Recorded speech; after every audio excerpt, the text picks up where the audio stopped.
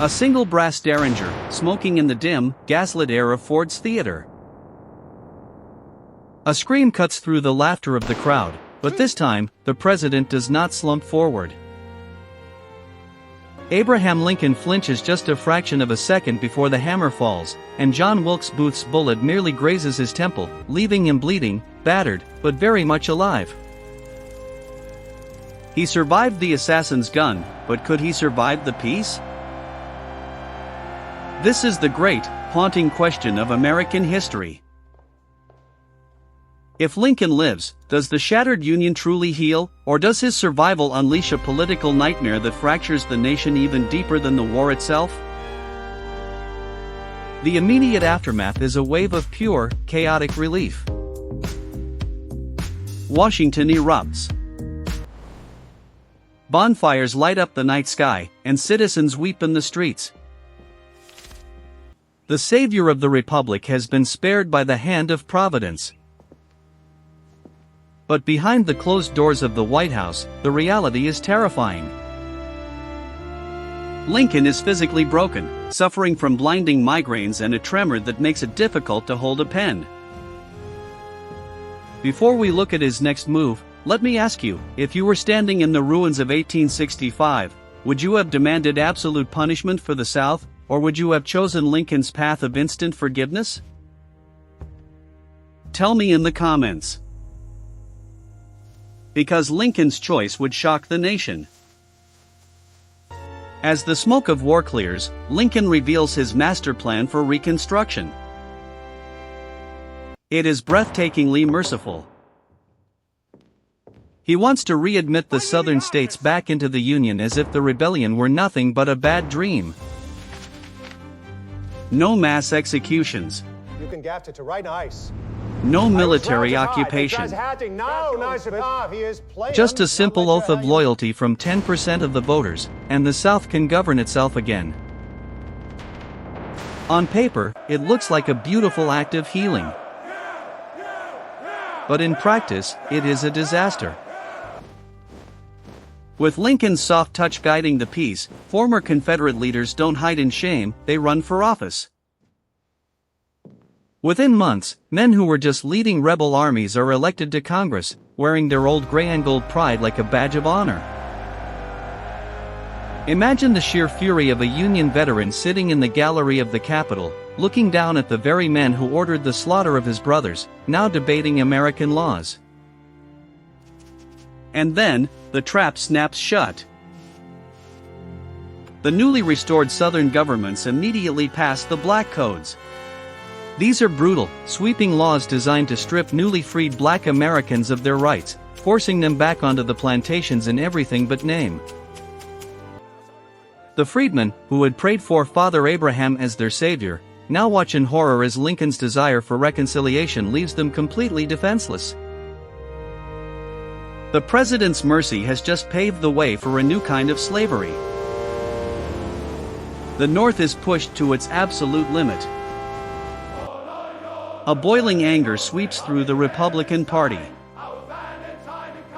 They didn't fight a 4-year bloodbath just to watch the old plantation class reclaim power under Lincoln's watch. The radical Republicans, led by the fiercely uncompromising Thaddeus Stevens, decide they have had enough. They openly defy the president, passing bills to protect freedmen and occupy the South with the military.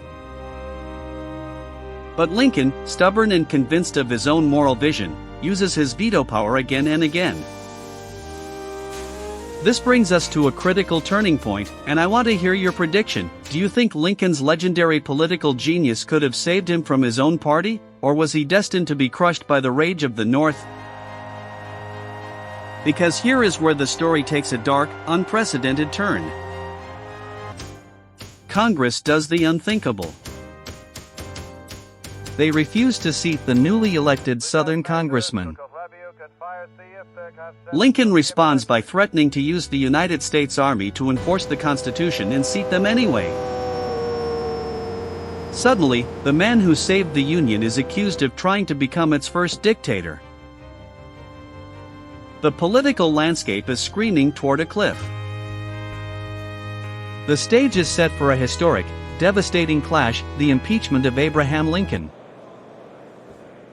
And wait until you see what happens next, when a desperate president is forced to face his own allies in a battle that threatens to reignite the Civil War, not in the fields of Virginia, but on the very steps of the Capitol. The Senate chamber is suffocatingly hot, packed to the rafters with onlookers whispering in hushed, anxious tones. At the center of it all sits the president. He looks ancient. His hair has gone entirely white, his left eye twitches from the residual nerve damage of the bullet wound, and his hands tremble as he grips the arms of his chair. The great emancipator is on trial for high crimes and misdemeanors, prosecuted by the very men who helped him win the war. For weeks, the nation holds its breath as the arguments rage. The radical Republicans call him a traitor to the cause of liberty, the South calls him a tyrant. But Lincoln is still the ultimate political chess player. Summoning the last of his strength, he delivers a written defense so masterfully argued, so deeply rooted in the Constitution, that it paralyzes his enemies. When the final roll call is read, Lincoln is acquitted by a single, heart-stopping vote. A collective sigh of relief sweeps across the American continent. The constitutional crisis has passed, the president has kept his office, and in 1869, he peacefully hands the keys of the White House to his successor. It feels like a triumph. The system worked. The country is saved. But this peace is a deadly illusion. Because here is where the story takes its most terrifying turn. Lincoln's survival did not cure the nation's wounds, it merely anesthetized them while a dark rot spread deep into the bone. By preventing the military occupation of the South, Lincoln allowed the old ruling class to fully rebuild their power base. They didn't just pass local laws, they formed a massive, unbreakable political voting bloc. By 1872, they are ready to seize control of the federal government itself. Wait until you see what happens when this neo-Confederate alliance matches up against a bitter, militarized North in the most volatile presidential election in human history.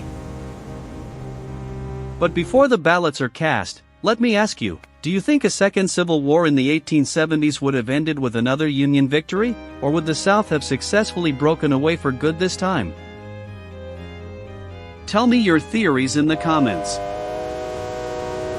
Because as the election results roll in, the United States plunges straight into the abyss. The vote is deadlocked. Accusations of massive fraud fly from both sides. This time, there is no Lincoln to hold the center. Riots erupt in Chicago and New York. Southern state militias, fully armed and legally organized under Lincoln's lenient terms, seize federal buildings. The Union does not experience a clean break. It fractures into three distinct regional factions, each claiming to be the legitimate government of the United States. The global stakes of this collapse are staggering. With America turned inward, bleeding from 1,000 political cuts, the geopolitical landscape of the entire world shifts. There is no rise of an industrial American superpower. No massive U.S. intervention in the First World War. European empires, watching the American experiment tear itself to pieces, realize they have nothing to fear from the Western Hemisphere. The 20th century does not belong to America. And this brings us back to that fateful, gaslit night at Ford's Theater. We began with what looked like a miracle, a fraction of a second flinch, a grazed temple, and a smoking brass derringer that missed its mark. But now, we see the terrible irony. If John Wilkes Booth's bullet had killed Abraham Lincoln that night, the president would have died a martyr. A grieving, furious North would have crushed the Southern aristocracy, guaranteed true civil rights for the freedmen, and rebuilt the Union on a foundation of absolute justice. By surviving, Lincoln lived just long enough to break the very thing he fought to save. His mercy was the poison, his survival, the final blow. If you think a surviving Lincoln was a tragedy, wait until you see what happens when we look at the other side of the Atlantic and explore what would have happened if the British Empire had joined the Confederacy in 1862.